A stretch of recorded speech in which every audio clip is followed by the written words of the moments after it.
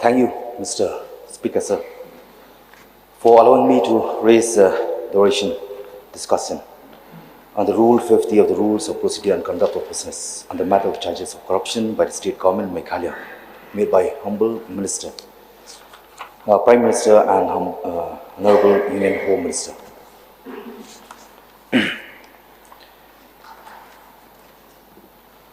At the very outset, Mr. Speaker, sir, I wish to thank you for allowing me on the Rule 50 to raise discussion of short duration on a matter of public importance. The matter of discussion is very serious and relates to charges of corruption by the state government in Meghalaya that was made unambiguously by the Honorable Prime Minister of India during his visit on Tura on 24th February 2023, and by the Honorable Union Home Minister during his visit to Tura on 16th February 2023 and visit to Rangsapuna and Dalu on 17th February 2023. The charges leveled by the Prime Minister and the Union Home Minister are available publicly on online video platforms, and print media has widely reported, not restricted to just local headlines, but making it to national news. Now, what the Honorable Prime Minister and the Honorable Union Home Minister spoke was in Hindi, and so that all members of this August House can understand, I shall be paraphrasing relevant portion of the speech. To quote what the Prime Minister is heard speaking at Tura, this is the English translation. Meghalaya has received good allocation in budget, but today, when I hear people's conversation here, I feel very sad. People say that no money was spent, neither roads were built, nor schools, colleges, nor hospitals were built. Then where did the money go? The youth here are saying, employment opportunities have been closed. Where recruitment is made, there is corruption and there is nepotism. To quote what the Union Home Minister is heard speaking at Tura, this is the translation. The way that corruption is taking place in Meghalaya, such a scale is not seen anywhere else in entire India. In entire India.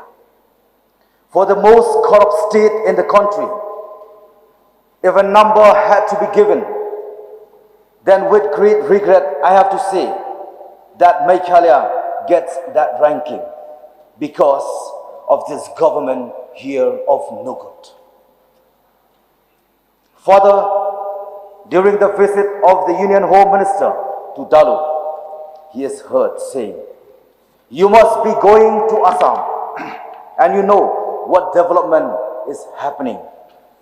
Modi ji releases funds not only to Assam, but for state of Meghalaya as well. But in between, Meghalaya government comes in. What funds Modi ji releases that is intended to reach you, such as a road? This is what Sangmaji has blocked. The development project released by Modi ji don't reach you at all. During his visit to Rangsapuna, the Union Home Minister is heard saying. I want to ask you, has drinking water reached your household? Has it reached? Modi ji, for this purpose has released 24,000 crore rupees. But drinking water has not reached your household. Where has this money gone? Tell me, where has it gone? This money has been sacrificed to corruption. This statement was not made by me, Mr. Adelbert Naurum. This statement made by Honorable Union Home Minister. For those last words there, the Hindi phrase used by the Union Home Minister was Bhrashtachar ki bali. May I repeat again, Bhrashtachar ki bali. And I'm sharing this little information to reassure this August House that I have taken considerable care, that I have taken considerable care in getting a correct literal translation to what was heard, spoken at Tura, at Rangsakuna, and at Dalu. Mr. Speaker, sir, the above narrated 4 instances where charges of corruption were leveled by no less than the Honorable Prime Minister of India and the Union Home Minister are most shameful for the state of Meghalaya. The charges are direct and unambiguous and are nothing short of a damning report on the status of corruption by the state government in Meghalaya. As a citizen of the state, I ask myself, will the Prime Minister of the country and the Union Home Minister be so careless to publicly declare in front of not just the local population at Garo Hills, but with full national media coverage,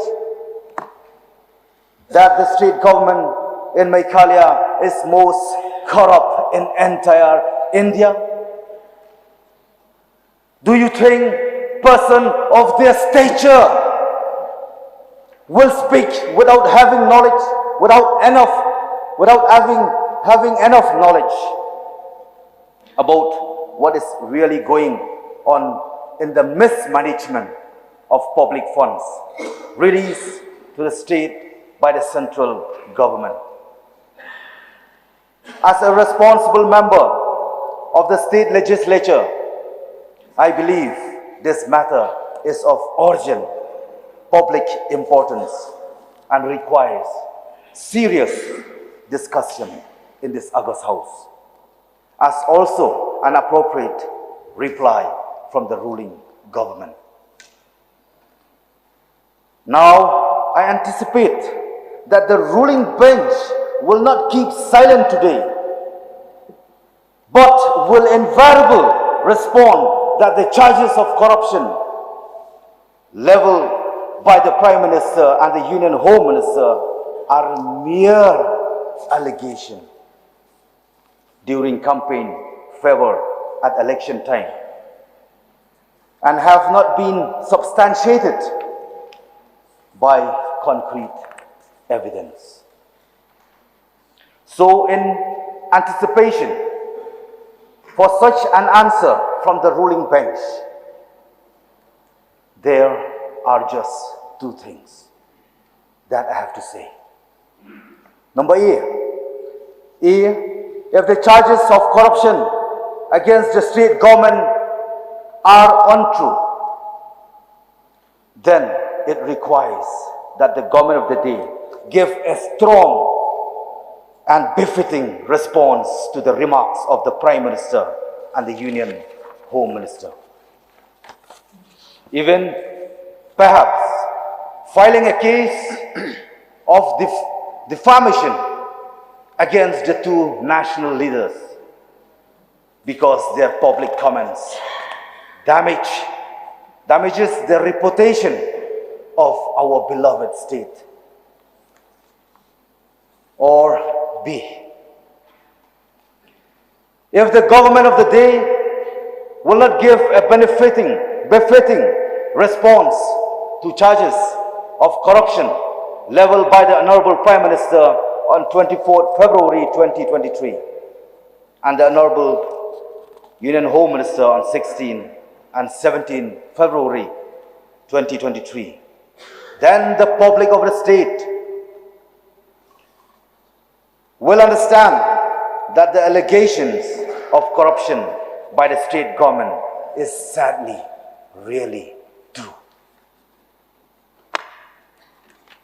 We are here representing the voice of the people. Some may say voice of people are the very poor party, and it may also call or know as the very perfect party and very pure party. So before I end, Mr. Speaker, sir, to separate the chaff from the wheat, we are here representing the winnower. With these few words, Mr. Speaker, sir, I resume my seat. Thank you, Mr. Speaker, sir.